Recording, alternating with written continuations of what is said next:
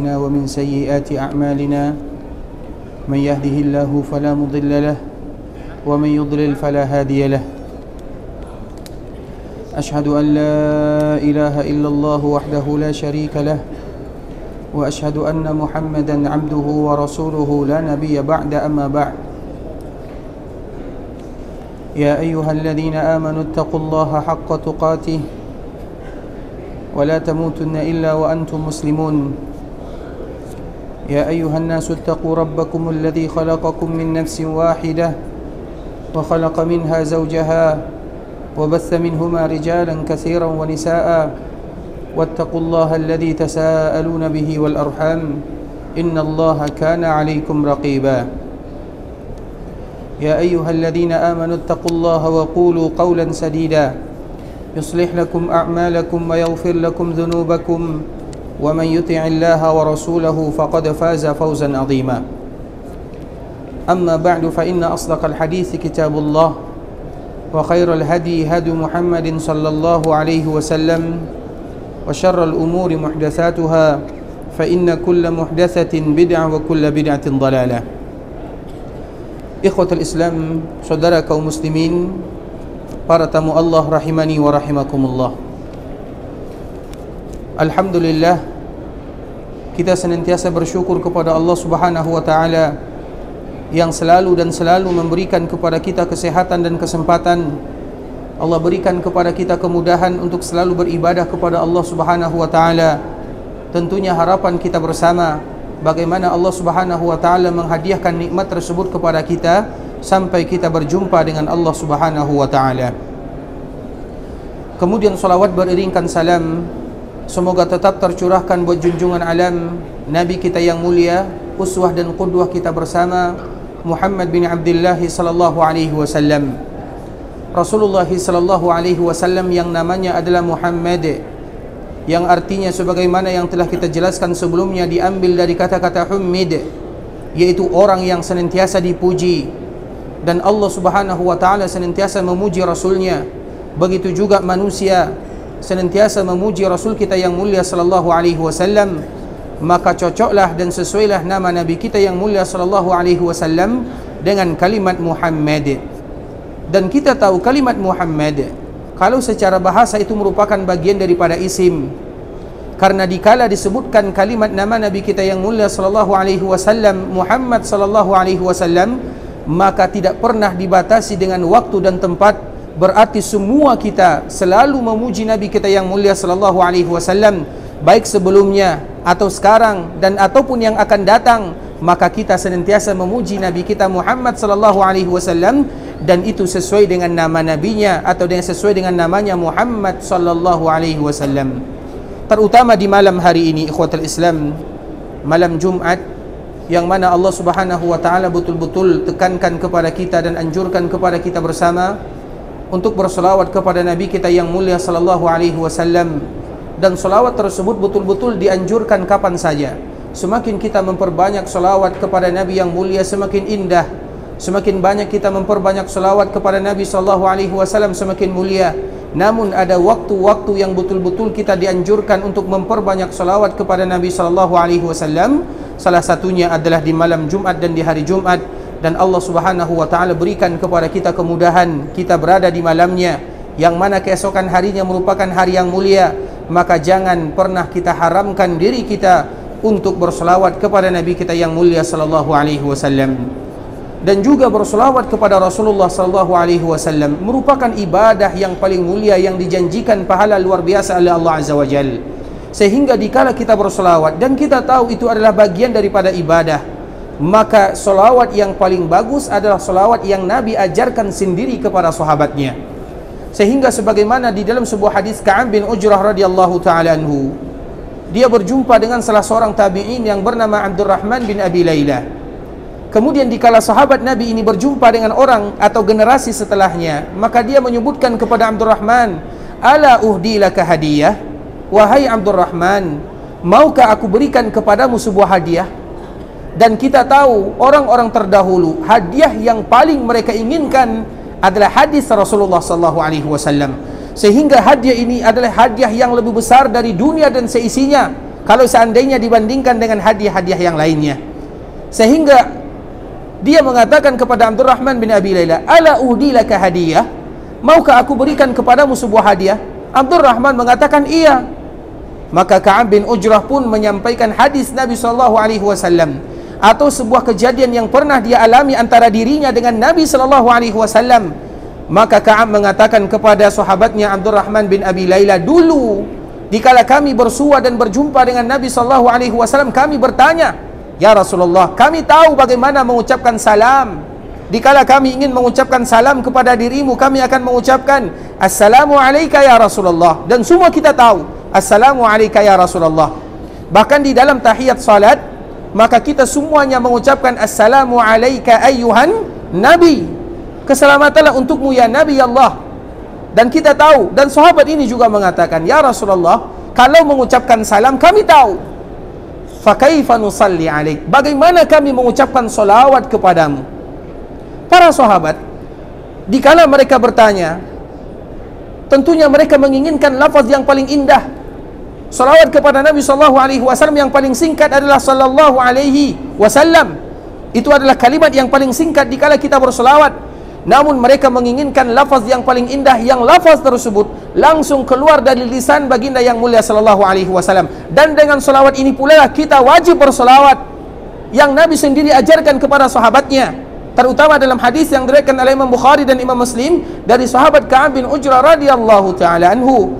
Sehingga dia bertanya, ya Rasulullah, kaifa nusalli alaik, bagaimana kami bersolawat kepadamu, ajarkan kepada kami solawat yang paling indah. Sehingga semestinya kita seorang muslim, dikala kita ingin bersolawat kepada junjungan kita bersama Muhammad bin Abdullah, dan memang itulah yang harus kita lakukan, maka kita bersolawat dengan solawat yang selawat itu keluar dari lisan Nabi SAW.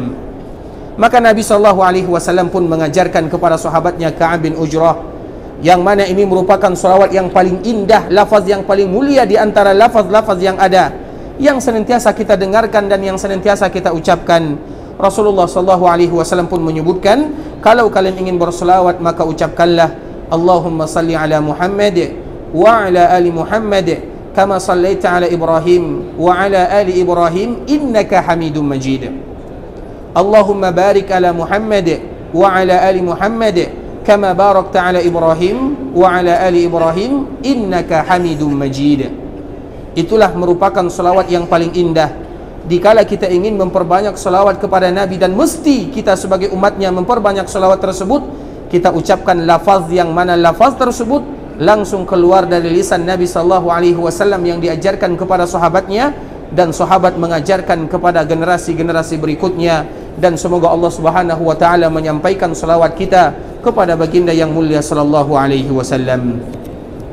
Ikhwatul Islam, saudara kaum muslimin, para tamu Allah rahimani wa rahimakumullah.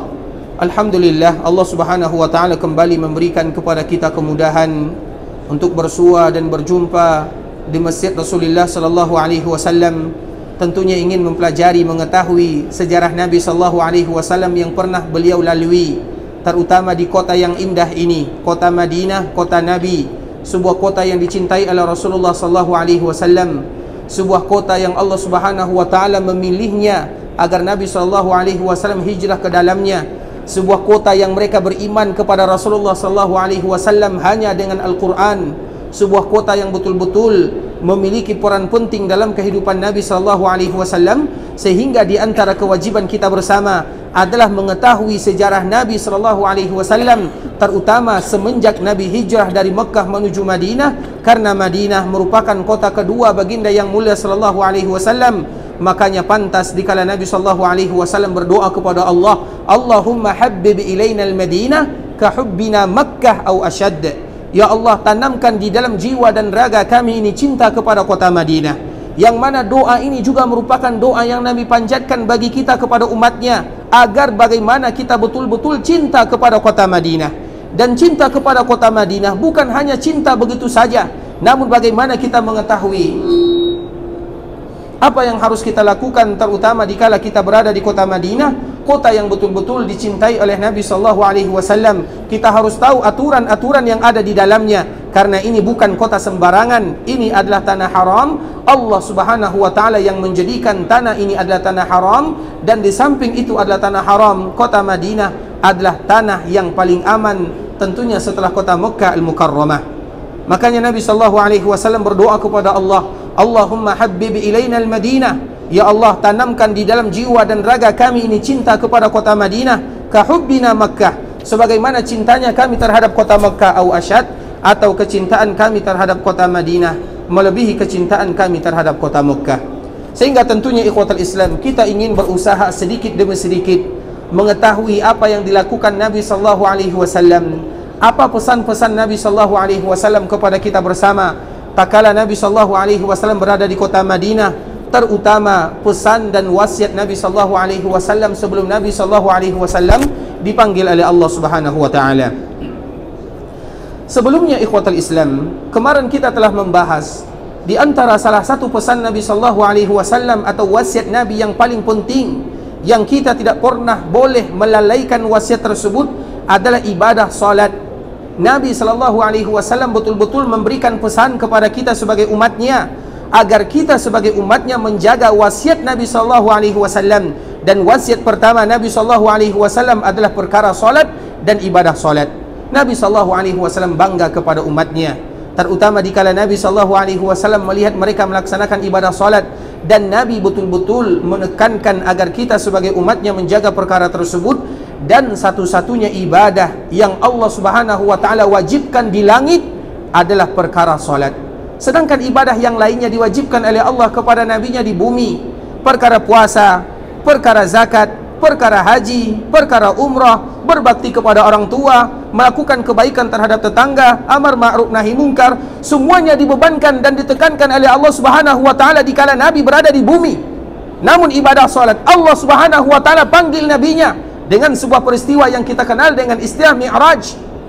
Dikala Allah Subhanahu wa taala memanggil baginda yang mulia sallallahu alaihi wasallam, Nabi melakukan perjalanan di malam hari yang disebut dengan Isra, dari Masjidil Haram menuju Masjidil Aqsa. Kemudian dikala Nabi sallallahu alaihi wasallam sampai di Masjidil Aqsa, maka Allah Subhanahu wa taala kumpulkan semua para nabi dan para rasul. Kemudian mereka melakukan salat berjamaah yang mana imamnya adalah Nabi kita yang mulia sallallahu alaihi wasallam. Seolah-olah di sana memiliki pesan yang indah bahwa Nabi sallallahu alaihi wasallam memegang tampuk dan Nabilah imamnya para nabi dan para rasul, sehingga Nabi yang menjadi imam untuk semua para nabi dan para rasul, dan mereka melakukan salat di Masjidil Aqsa yang ada di Palestina sana. Kemudian setelah Nabi sallallahu alaihi wasallam melakukan yang demikian, Nabi pun dikawal oleh malaikat Jibril melakukan perjalanan yang disebut dengan Mi'raj. Dan Mi'raj itu diambil dari kata-kata araja. Araja itu artinya naik sedikit demi sedikit, karena memang Nabi sallallahu alaihi wasallam dibawa oleh malaikat Jibril naik berjumpa dengan Allah Subhanahu wa taala, masuk ke langit pertama, kedua, ketiga, sampai langit ketujuh, di mana sampailah Rasulullah sallallahu alaihi wasallam ke sebuah tempat yang tidak boleh satupun manusia dan makhluk Allah yang melewatinya, yang disebut dengan Sidratul Muntaha. Dikala Nabi sampai di sana, maka Jibril minta izin kepada baginda yang mulia bahwa aku tidak bisa lagi menemanimu wahai Muhammad, karena tidak seorang pun yang diizinkan oleh Allah untuk melewati, maka disebut dengan muntaha, yaitu batas daripada melewati garis tersebut. Dan satu-satunya manusia yang diizinkan oleh Allah Subhanahu wa taala melewatinya adalah Muhammad bin Abdullah sallallahu alaihi wasallam. Kemudian dikala Nabi sallallahu alaihi wasallam berbicara dengan Allah Subhanahu wa taala, para ulama mereka berbeda, apakah Nabi melihat Allah Subhanahu wa taala atau tidak melihat Allah Subhanahu wa taala. Sebagaimana yang disebutkan oleh ibunda kita Aisyah radhiyallahu taala anha, barang siapa yang mengatakan nabinya melihat Allah Subhanahu wa taala faqad kadzib atau iftara, maka dia sudah melakukan kebohongan dan kedustaan. Di dalam hadis yang lain, Nabi sallallahu alaihi wasallam mengatakan dirinya melihat Allah Subhanahu wa taala. Terlepas daripada perbedaan para ulama, yang terpenting adalah Allah berbicara dengan nabinya sallallahu alaihi wasallam. Kemudian di antara kewajiban dikala Nabi berada dilewati atau melewati Sidratul Muntaha adalah kewajiban yang luar biasa yang Allah wajibkan kepada nabinya untuk kita sebagai umatnya, yaitu ibadah yang disebut dengan perkara salat. Bagaimana agar kita tahu bahwa salat itu adalah satu-satunya ibadah yang diwajibkan oleh Allah kepada nabinya di langit, berbeda dengan ibadah-ibadah yang lainnya, menunjukkan salat itu wajib betul-betul kita jaga. Makanya di dalam Al-Quran Allah Subhanahu wa ta'ala menyebutkan di antara mereka yang akan menjadi pewaris surga Firdaus. Allah Subhanahu wa ta'ala sebutkan dalam surat Al-Mu'minun, qad aflahal mu'minun, beruntung mereka-mereka yang beriman. Kemudian setelah Allah Subhanahu wa ta'ala menyebutkan keberuntungan, dan kita tahu kalau Allah Subhanahu wa ta'ala yang menyebutkan kepada mereka beruntung, maka untuk mereka adalah surga Allah Subhanahu wa ta'ala. Karena memang keberuntungan yang sebenarnya, sebagaimana juga yang disebutkan oleh Allah di dalam surat Ali Imran, faman zuhziha 'anil nari wa udkhilal jannata faqad faz. Kalau kita ingin tahu siapa mereka yang beruntung sebenarnya, bacalah ayat Allah Subhanahu wa ta'ala ini. Barang siapa yang selamat dari neraka dan mereka dimasukkan ke dalam surga, faqad faz, merekalah orang yang beruntung sebenar-benarnya.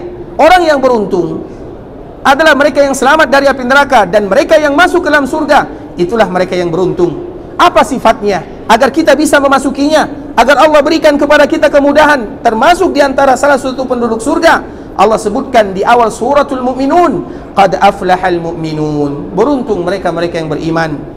Kemudian apa sifatnya? Allah menyebutkan beberapa sifat yang ada di dalamnya. Ada 7 sifat. Kemudian sifat yang pertama, alladzina hum fi salatihim khashi'un. Itu sifat yang pertama. Mereka yang akan mendapatkan keberuntungan yang dijanjikan surga oleh Allah Azza wa Jalla, mereka yang betul-betul khusyuk di dalam salatnya.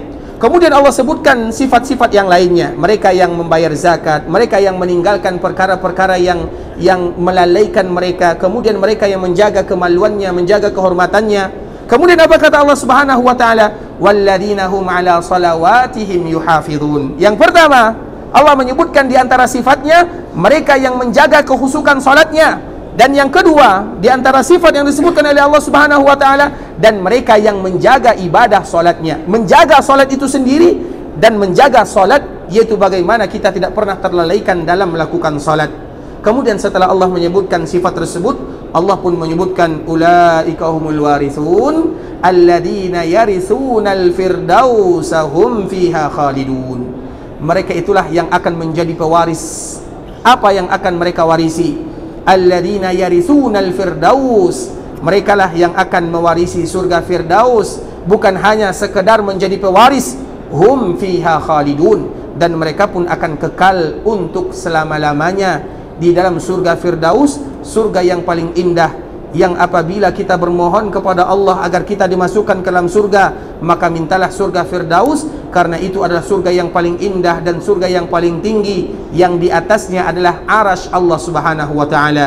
Dan semoga Allah memasukkan kita bersama ke dalam surga Firdaus tersebut.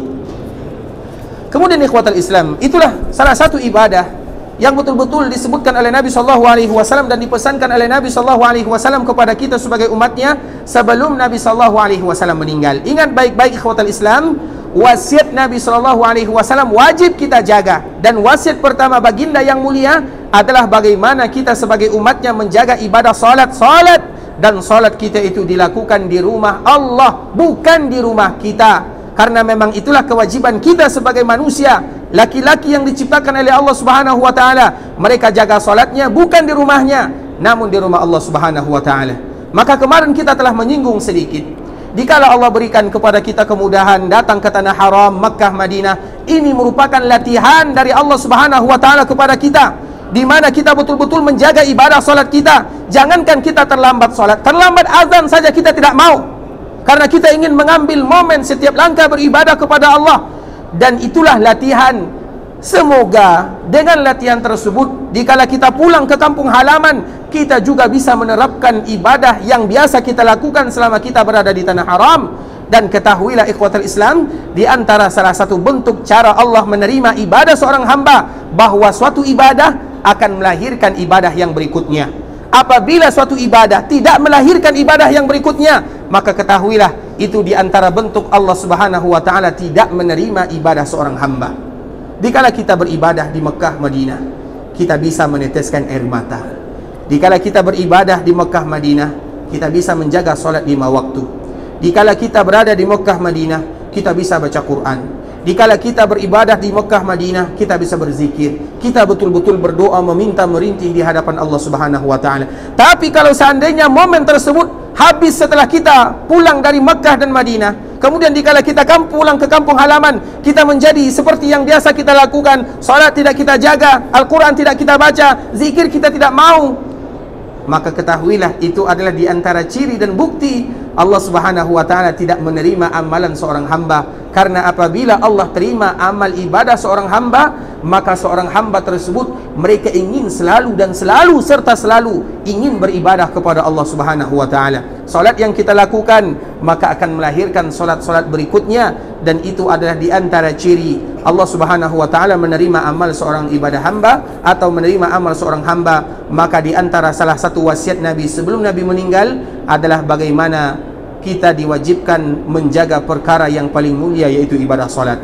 Kemudian ikhwatul Islam, saudara kaum muslimin, para tamu Allah rahimani wa rahimakumullah, juga di antara pesan Rasulullah SAW kepada kita bersama, dan kita harus tahu pesan ini merupakan pesan detik-detik terakhir baginda yang mulia SAW, dan tidaklah Nabi SAW memberikan pesan kepada kita kecuali pesan tersebut merupakan pesan yang banyak dilalaikan oleh kaum muslimin, atau mereka lupa, atau mereka pura-pura lupa. Makanya Nabi SAW memilih pesan-pesan yang penting. Yang kedua, pesan Nabi SAW kepada kita sebagai umatnya adalah sebuah pesan yang mana Nabi adalah orang pertama yang pertama kali yang melakukannya. Apa kata baginda yang mulia SAW? Istausu bin nisa'i khaira. Hendaklah kalian memperlakukan istri-istri kalian dan keluarga kalian dengan yang terbaik.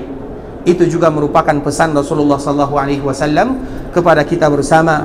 Bahkan Nabi SAW menyebutkan di dalam hadisnya, khairukum khairukum li ahli wa ana khairukum li ahli. Orang yang paling baik di antara kalian adalah orang yang paling baik terhadap istrinya, dan akulah orang yang paling baik terhadap istriku, kata Nabi SAW.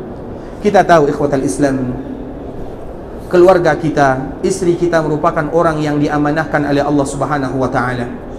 Seorang wanita diciptakan oleh Allah Subhanahu wa taala dari tulang rusuk agar kita merangkulnya, agar kita mendengarkan keluh kesahnya. Karena kalau seandainya kita tidak mendengarkan keluh kesah mereka, maka mereka akan mengadu kepada yang lainnya. Mereka tidak diciptakan dari tulang kaki agar kita bisa menginjaknya, sebagaimana mereka juga tidak diciptakan dari tulang kepala agar kita mengangkatnya lebih daripada kadarnya.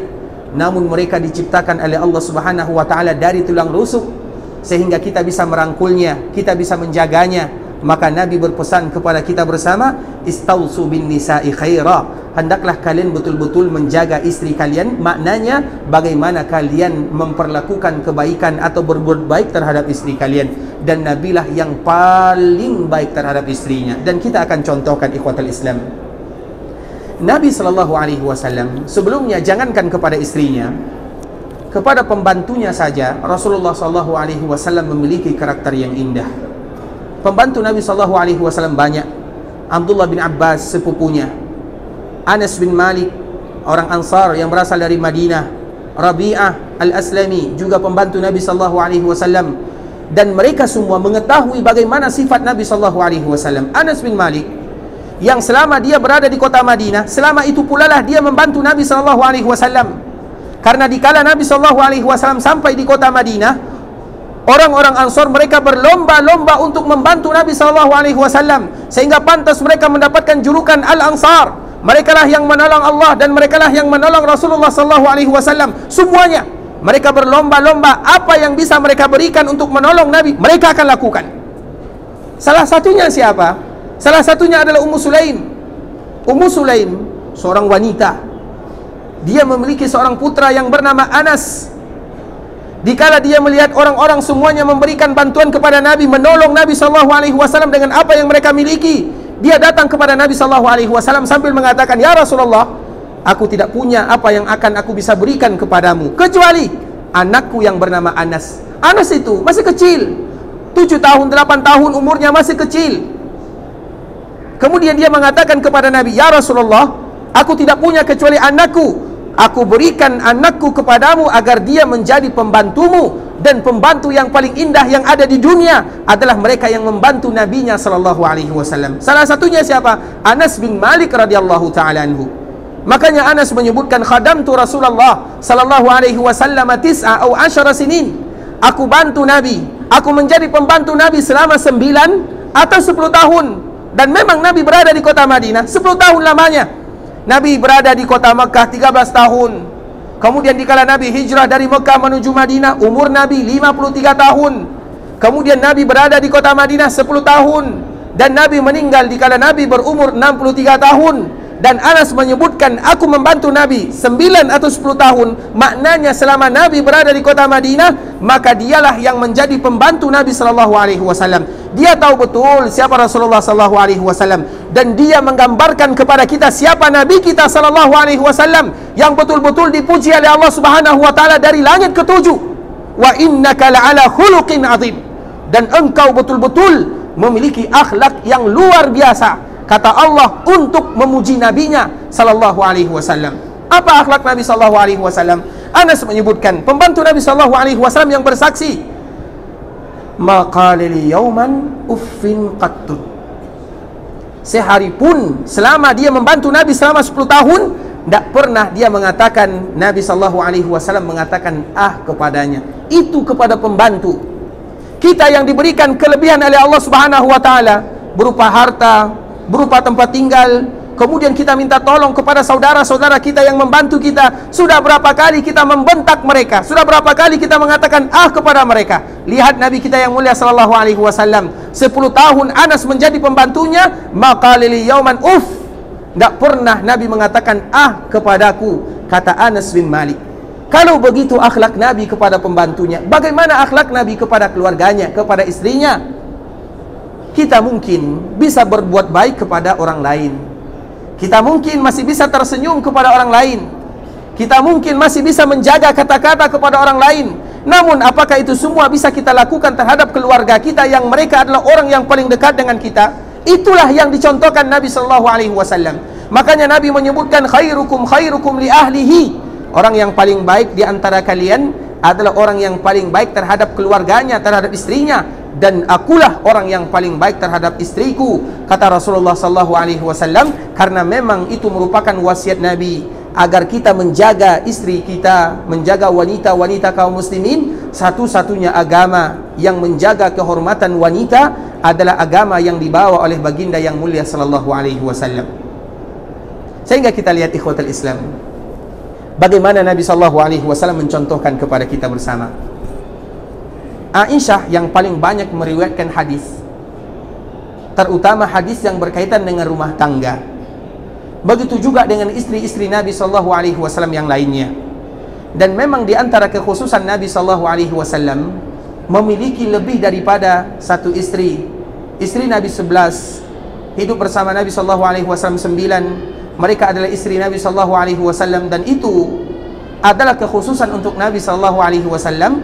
Dan salah satu rahasia dan hikmahnya, karena merekalah yang menukilkan kepada kita rahasia Nabi yang ada di dalam rumah tangga.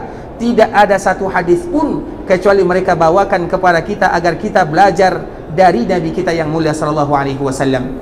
Dan hadis yang paling banyak tersebut berasal dari ibunda kita Aisyah radhiyallahu taala anha. Kita tahu istri Nabi sallallahu alaihi wasallam itu lebih daripada 9 istri Nabi sallallahu alaihi wasallam. Sebelum kita melanjutkan ikhwatul Islam, siapa di antara kita yang hafal nama istri Nabi sallallahu alaihi wasallam?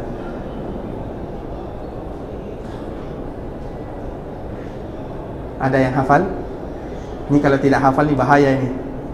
Istri Nabi sallallahu alaihi wasallam. Bahkan kita harus menghafal istri Nabi lebih daripada menghafal nama istri kita sendiri. Karena itu istri Nabi di dunia dan juga istri Nabi di surga. Manusia yang mendampingi Nabi sallallahu alaihi wasallam. Sebagaimana kita mencintai Nabi, sebagaimana pula kita mencintai orang-orang yang dicintai oleh Nabi. Dan Nabi sallallahu alaihi wasallam mencintai para istrinya, yang disebut dengan ummahatul mukminin, yaitu ibu kita bersama. Berarti dikala kita menghafal nama istri Nabi, berarti seolah-olah kita menghafal nama ibu kita sendiri, karena mereka digelarkan oleh Allah di dalam Al-Quran ummahatul mukminin, ibunya orang-orang mukmin. Dan kita adalah orang mukmin dan mereka adalah ibu kita. Baik, siapa yang hafal? Ada? Kalau ada yang hafal, Nanti kita kasih dia badal umrah. Siapa yang hafal? Tapi tidak boleh lihat Google ya. Ada yang hafal? Baik, ikhwatul Islam, istri Nabi sallallahu alaihi wasallam, ibunda kita Khadijah radhiyallahu taala anha. Kemudian setelahnya dengan Saudah radhiyallahu taala anha yang sudah tua. Kemudian dengan ibunda kita Aisyah radhiyallahu taala anha. Kemudian Hafsah anaknya Umar bin Khattab radhiyallahu taala anha. Kemudian Ummu Salamah yang dulu dia bersuamikan dengan Abu Salamah. Kemudian Ummu Habibah anaknya Abu Sufyan. Kemudian Zainab itu ada dua istri Nabi sallallahu alaihi wasallam. Kemudian Maimunah. Kemudian Safiyah. Mereka itu merupakan istri Rasulullah sallallahu alaihi wasallam. Ada yang bisa mengulangnya? Ini sudah dikasihkan bocoran. Siapa satu? Juwairiyah. Baik, barakallahu fik, Allah jika khairan, syakarallahu lakum. Baik, ada yang bisa mengulangnya? Silakan. Saudah, Aisyah, Hafsah binti Umar, Ummu Salamah, Ummu Habibah, Zainab binti Jahash, Juwairiyah. Baru 7 ya. Siapa lagi? Ngaku? Baik, yang lain siapa yang berani mencoba? Siapa yang hafal nama istri Nabi sallallahu alaihi wasallam? Silakan. Tinggal 2 lagi tadi disebutkan oleh Ustaz kita, barakallahu fiik. Baik. Ayo silakan maju. Masya Allah, barakallahu fiik. Allah jika khairan, syakarallahu lakum wa barakallahu fiikum. Baik. Assalamualaikum warahmatullahi. Safiyah. Maria di sana ada berbeda. Ulang dari awal. Dari yang 7 yang tidak boleh disambung. Mulai dari awal. Baik. Khadijah. Ummu Salamah. Saudah. Juwairiyah. Zainab. Siti Hafsah. Safiyah. Baru 7.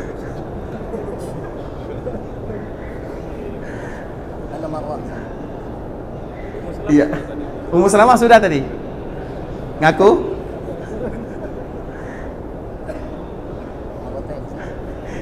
Ngaku? Baik. Ini kembali mengulang ya, silakan. Kembali mengulang, silakan. Baik. Siapa? Khadijah. Saudah. Aisyah. Hafsah. Ummu Salamah. Ummu Habibah. Safiyah. Juwairiyah. Iya.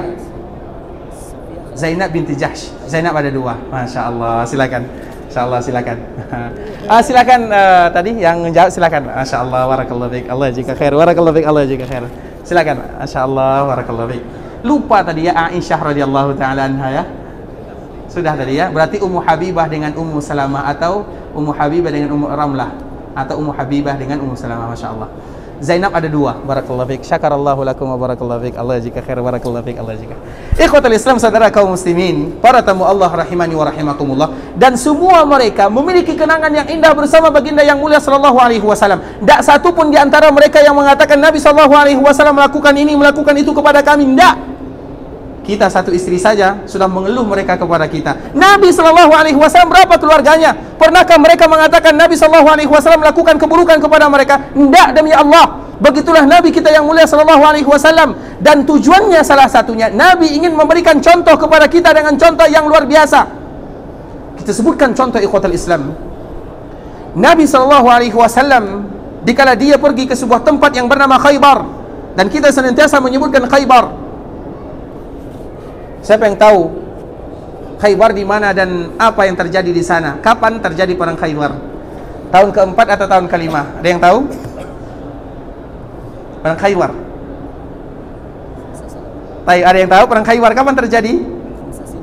Tahun? Khamsa. Ba'dal Khandak. Khandak tahun berapa? Tahun ke-4. Khaybar? Masya Allah, afwan saya masih jalan ya. Khaybar terjadi pada tahun ke-7 Hijriah. Khaybar terjadi pada tahun ke-7 Hijriah. Dan di sanalah Nabi SAW menikah dengan Safiyah, anaknya seorang pembesar Yahudi. Dan itu ada di antara salah satu cara Nabi, karena memang setiap pernikahan Nabi SAW ada hikmah yang luar biasa di sana. Salah satunya dikala Nabi menikah dengan Safiyah, tujuannya adalah untuk mengatakan kepada orang-orang Yahudi bahwa Nabi tidak menzalimi mereka, namun karena mereka yang melakukan pengkhianatan, melakukan makar kepada Nabi, karena itulah Nabi SAW menghukum mereka. Namun bagaimana Nabi menikah dengan Safiyah, anaknya Huyai? Siapa Huyai? Kepala pembesar orang Yahudi. Nah, dikala Nabi SAW menikah di Khaybar, kemudian dikala Nabi ingin pulang ke kota Madinah, lihat apa yang terjadi kepada Nabi dengan Safiyah. Dikala Nabi SAW ingin, atau dikala Safiyah ingin menaiki ontanya, kita tahu biasanya di onta yang dijadikan untuk membawa wanita-wanita kaum muslimin atau membawa wanita, ada tempat yang di sana, ada tempat di atasnya, di atas punuk onta tersebut. Kemudian Safiyah tentunya tidak bisa naik. Apa yang dilakukan Nabi SAW? Nabi SAW duduk, bukan duduk, namun Nabi SAW menjadikan pahanya sebagai tempat naik agar Safiyah bisa naik ke atas onta tersebut. Dan itu disaksikan oleh semua kaum muslimin, sahabat-sahabat yang ikut bersama Nabi di Khaybar. Siapa di antara kita yang masih melakukan yang demikian? Iyalah, mungkin tahun pertama, tahun kedua kita masih romantis, namun tahun berikutnya pegangan tangan saja kita sudah malu. Namun bagaimana Nabi SAW? Sehingga betul ikhwatul Islam, dan ini bukan perkara yang betul-betul diajarkan Nabi SAW, karena inilah yang menentukan apabila kita mudah, apabila kita aman dengan keluarga kita, aman kita beribadah, aman kita bekerja. Dan Nabi SAW mencontohkan yang demikian. Tidakkah kita tahu Nabi SAW dengan ibunda kita Aisyah? Padahal Nabi dikala menikah bergabung, bercampur dengan ibunda kita Aisyah, Nabi SAW umurnya sudah 53 tahun. Sudah 53. Kemudian Nabi SAW masih mandi bersama dengan ibunda kita Aisyah radhiyallahu taala anha, masih lomba lari dengan ibunda kita Aisyah radhiyallahu taala anha. Tidak ada orang yang paling romantis dengan keluarganya kecuali Nabi kita SAW. Makanya dikala kita senantiasa mengetahui bagaimana Nabi kita SAW, kita akan semakin tahu apa pesan-pesan dan kesan yang dilalui oleh Nabi SAW. Begitu juga dengan istri yang lainnya. Oleh karenanya ikhwatul Islam, ingatlah sabda Rasulullah SAW yang itu betul-betul Nabi berpesan kepada kita bersama, istausu bin nisa'i khaira, hendaklah kalian jaga wanita-wanita kalian, maksudnya adalah istri kalian, hormati mereka, jangan pernah melakukan kasar kepada mereka. Dan Aisyah pernah menyebutkan, kana Nabi SAW fi khidmati ahli, Nabi SAW itu senantiasa membantu pekerjaan keluarganya. Nabi menjahit, Nabi SAW membersihkan rumah. Intinya Nabi SAW tidak gengsi. Jadi kalau ada di antara kita yang mungkin keluarganya minta tolong masakkan nasi, tidak ada, oh ini urusan wanita, bukan, itu urusan kita. Ada di antara istri kita yang minta tolong jaga anak, kita mengatakan itu pekerjaan wanita, bukan itu jawabannya. Tidak seperti itu yang diajarkan oleh baginda yang mulia sallallahu alaihi wasallam. Karena Nabi sallallahu alaihi wasallam fi khidmati ahli, dan itu secara umum Nabi sallallahu alaihi wasallam senantiasa menjaga dan membantu keluarganya. Pekerjaan rumah dibantu oleh Nabi sallallahu alaihi wasallam. Kemudian di sela-sela Nabi sallallahu alaihi wasallam membantu keluarganya, apabila dikumandangkan azan, maka Nabi meninggalkan itu semua. Maknanya apa? Berarti sering Nabi sallallahu alaihi wasallam membantu keluarganya dalam waktu yang lama sampai waktu salat itu masuk. Kemudian dikala waktu salat masuk, baru Nabi SAW meninggalkan pekerjaan tersebut. Itulah laki-laki yang sebenarnya yang dicontohkan oleh baginda yang mulia SAW. Betapa banyak kita lihat sekarang rumah tangga yang hancur berantakan karena mereka tidak mau belajar tentang manusia yang paling bahagia di dalam keluarga. Dan manusia yang paling bahagia keluarganya adalah baginda yang mulia SAW. Kalau kita ingin bahagia, berarti kita contoh Nabi kita yang mulia SAW. Dan memang Nabilah yang wajib harus kita jadikan uswah dan qudwah dalam kehidupan, terutama dalam masalah rumah tangga. Apapun yang terjadi, kita contoh Nabi SAW. Di dalam keluarga Nabi SAW bukan tidak ada masalah. Bahkan pernah ikhwatal Islam terjadi masalah antara ibunda kita Aisyah dengan Rasulullah SAW, sehingga tidak ada penyelesaian. Maka Nabi SAW sebagai seorang Nabi dan juga sebagai seorang suami mengatakan kepada ibunda kita Aisyah radhiyallahu taala anha, wahai Aisyah, apa yang harus kita lakukan? Kita harus mencari orang ketiga untuk menyelesaikan permasalahan, bukan untuk mengacaukan masalah yang sudah ada. Kemudian akhirnya dicarilah orang ketiga. Siapa orang ketiga yang ingin menyelesaikan permasalahan mereka? Apa kata Rasulullah SAW? Bagaimana kalau yang kita jadikan menyelesaikan masalah antara kita berdua, kata Nabi SAW dengan ibunda kita Aisyah, bagaimana kalau kita tunjuk Abu Bakar? Coba bayangkan, padahal itu adalah mertuanya. Dan ini merupakan rahasia dari Nabi SAW secara tidak langsung. Kalau ada masalah kita dengan keluarga kita, jangan pernah kadukan kepada orang tua kita, namun kadukan kepada mertua. Kalau kita kadukan kepada orang tua pasti akan membela anaknya. Namun dikala kita mengadukan kepada mertua, berarti itu seolah-olah kita menginginkan kebaikan dalam keluarga kita. Terutama yang baru-baru menikah. Ingat contoh Nabi SAW. Apa kata Nabi? Bagaimana kita jadikan Abu Bakar yang ketiga? Bukan, itu adalah orang yang terdekat dengan Aisyah, itu adalah ayahnya. Akhirnya dipanggil Abu Bakar As-Siddiq radhiyallahu ta'ala anhu. Kemudian setelah dipanggil, Abu Bakar menyelesaikan permasalahannya dan selesai permasalahan oleh Abu Bakar As-Siddiq. Coba bayangkan, padahal itu adalah Nabi. Namun posisi Nabi SAW pada waktu itu adalah sebagai seorang suami yang tidak egois, yang dia mendengarkan ucapan keluarganya, yang dia tidak memberikan kecuali yang terbaik, karena yang diinginkan oleh Nabi adalah kebaikan dalam rumah tangganya. Dihadirkan Abu Bakar, mertuanya radhiyallahu ta'ala anhu wa sallallahu alaihi wasallam. Kemudian setelahnya Rasulullah sallallahu alaihi wasallam, dan ini adalah cerita antara Nabi dengan sahabatnya. Rasulullah memanggil Anas yang tadi membantu Nabi sallallahu alaihi wasallam. Setelah Nabi ada masalah, kemudian setelah mereka baikan, maka Nabi memberikan hadiah kepada keluarganya. Dan itu semuanya, setiap gerak-gerik Nabi adalah contoh dalam kehidupan kita bersama. Nabi panggil Anas bin Malik, kemudian Nabi mengatakan, wahai Anas, belikan buah anggur. Diberikan oleh Nabi sallallahu alaihi wasallam, atau Anas bin Malik pun memberikan buah anggur yang dipesan oleh Nabi sallallahu alaihi wasallam. Kemudian dikala Abu Bakar pulang, maka Abu Bakar berselisih dengan Anas bin Malik. Maka Abu Bakar bertanya kepada Anas, untuk apa anggur ini, wahai Anas? Maka Anas mengatakan kepada Abu Bakar As-Siddiq, ini adalah untuk Nabi sallallahu alaihi wasallam dan Aisyah, Nabi memesannya. Maka Abu Bakar pun dia datang kembali ke rumah Nabi sallallahu alaihi wasallam dan putrinya Aisyah radhiyallahu taala anha. Kemudian Nabi sallallahu alaihi wasallam, ini adalah sebagai seorang, posisi Nabi adalah sebagai seorang suami. Posisi Abu Bakar adalah sebagai seorang mertua. Bukan berarti Abu Bakar tidak menghargai Nabi sallallahu alaihi wasallam. Apa kata Abu Bakar As-Siddiq radhiyallahu taala anhu kepada suami putrinya, atau kepada nabinya, kepada Rasulullah sallallahu alaihi wasallam dan kepada putrinya Aisyah radhiyallahu taala anha? Kalian memanggil diriku dikala kalian ada masalah, namun dikala kalian sedang makan, kalian tidak panggil diriku. Kata Abu Bakar As-Siddiq kepada Rasulullah dan juga kepada Aisyah, yang mana pada akhirnya Rasulullah mengatakan, ayo kita makan bersama. Begitulah kehidupan Nabi sallallahu alaihi wasallam, kehidupan yang penuh dengan keindahan. Bukan berarti tidak ada masalah. Pernah Nabi sallallahu alaihi wasallam tidak tinggal bersama istrinya selama 1 bulan. Coba bayangkan, ada masalah di keluarga Nabi sallallahu alaihi wasallam. Namun bagaimana cara penyelesaian dari Nabi sallallahu alaihi wasallam? Penyelesaian yang indah. Makanya kita lihat orang-orang tua kita terdahulu, bagaimana mereka menikah. Mereka mungkin tidak banyak mengetahui, tapi mereka menerapkan dalam kehidupan sehari-hari. Tapi bagaimana pernikahan yang sekarang kita lakukan, semakin dunia canggih, namun perceraian semakin tinggi, semakin ini, semakin itu, karena kurangnya kita belajar tentang keluarga Nabi. Dan kalau kita ingin bahagia, rahasianya adalah belajar tentang Nabi, karena manusia yang paling bahagia adalah Nabi. Nabi itu ikhwatul Islam, dia tidak berpunya. Bukan yang membuat kita bahagia itu harta. Yang membuat kita bahagia itu adalah iman dan taqwa. Makanya selalu kita menyebutkan bagaimana rumah Nabi sallallahu alaihi wasallam. Nabi sallallahu alaihi wasallam rumahnya di bagian atas kiri Masjid Nabawi. Rumah Nabi tidak lebih daripada 2 kali 3. Makanya kalau nanti kita datang ke Masjid Nabawi, atau sekarang kalau di daerah kita sudah ada kerjasama dibuat museum Nabi sallallahu alaihi wasallam. Di daerah kita di Jakarta itu ada sudah museum Nabi sallallahu alaihi wasallam. Kalau kita mungkin tidak tahu tempatnya, bisa jadi di sini kita lihat ada museum Nabi sallallahu alaihi wasallam. Kita lihat bagaimana dulu Masjid Nabawi.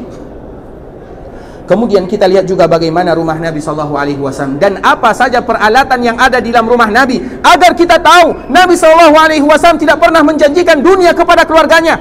Sehingga ibunda kita Aisyah radhiyallahu taala anha pernah menyebutkan 2 bulan lamanya tidak keluar asap dari rumah Nabi sallallahu alaihi wasallam. Allahu Akbar. Namun Nabi bahagia, Nabi gembira bersama keluarganya. 2 bulan tidak keluar asap. Aisyah ditanya, apa yang dimakan oleh Nabi sallallahu alaihi wasallam? Kurma dan air putih saja. Begitulah Nabi SAW. Namun apakah Nabi SAW bahagia? Nabi yang paling bahagia. Kalau seandainya harta yang membuat kita bahagia, maka yang paling bahagia dalam kehidupan dunia adalah Qarun. Namun dialah orang yang paling sengsara. Kalau seandainya harta yang buat kita bahagia, namun yang buat kita bahagia adalah kedekatan kita kepada Allah, iman dan takwa kita kepada Allah. Kemudian bagaimana kita mempelajari sejarah kisah Nabi, terutama dalam rumah tangga, karena memang itu merupakan pesan Rasulullah SAW sebelum Nabi SAW dipanggil oleh Allah Subhanahu Wa Taala. Oleh karenanya ikhwatal Islam, kita sengaja membahas masalah-masalah seperti ini agar kita bisa mencontoh, karena mencontoh Nabi itu dalam segala aspek kehidupan. Bukan hanya dalam segi kita makan mencontoh Nabi, iya, namun di dalam rumah tangga juga kita harus mencontoh Rasulullah SAW, karena darinya lah akan lahir generasi-generasi yang beriman dan bertakwa kepada Allah Subhanahu Wa Taala. Oleh karenanya ikhwatul Islam, ini merupakan pesan Rasulullah SAW kepada kita bersama, yaitu bagaimana menjaga keluarganya. Dan memang juga di antara pesan Nabi SAW sebelum meninggal, Nabi SAW juga berpesan kepada kita untuk menjaga keluarga kita.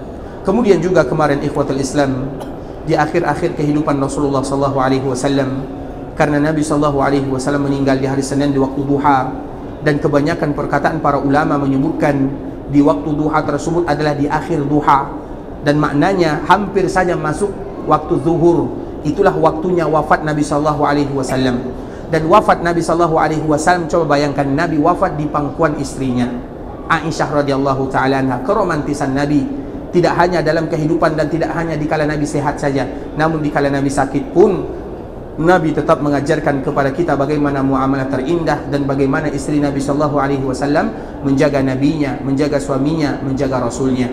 Kemudian Nabi SAW memberikan nasihat kepada keluarganya, kepada istrinya.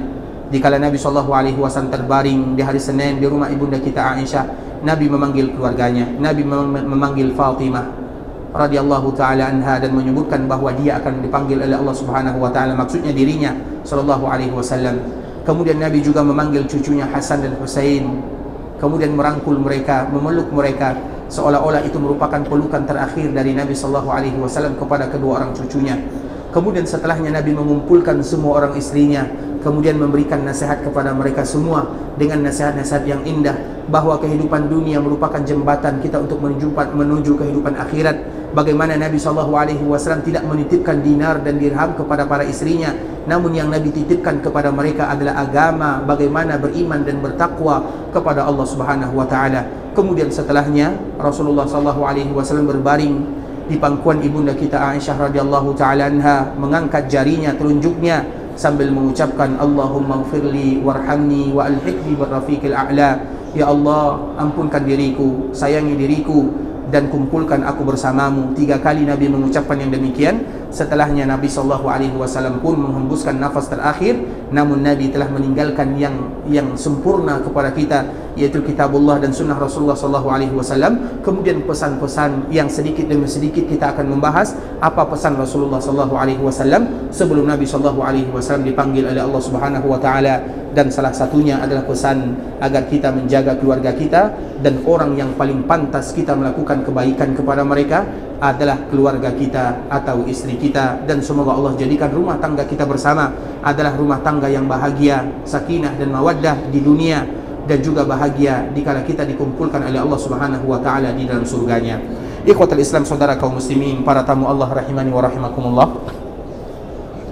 Sampai di sini perjumpaan kita bersama, pemaparan kita yang bisa kita sampaikan, yaitu pesan-pesan